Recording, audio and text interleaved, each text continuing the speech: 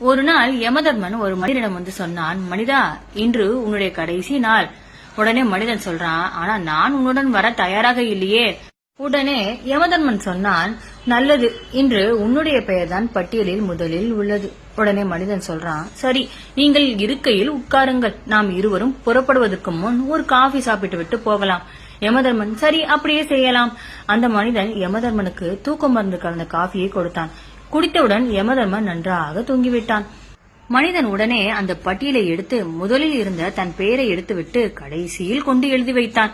யமதர்மன் தூக்கத்திலிருந்து எழுந்தவுடன் அந்த மனிதனிடம் சொன்னான், நீ என்னிடம் நன்றாக அன்பாக நடந்து கொண்டாய், அதனால் நானும் உனக்காக என்னுடைய முடிவை மாற்றிக்கொண்டேன் என்று. என்னவென்றால், பட்டியலின் மேலிருந்து இல்லாமல் பட்டியலின் கீழிருந்து உயிர்களை எடுக்க முடிவு செய்துள்ளேன் என்றான். எல்லாம் விதியின்படிதான் நடக்கும். நீ எவ்வளவு முயற்சி செய்தாலும் கூட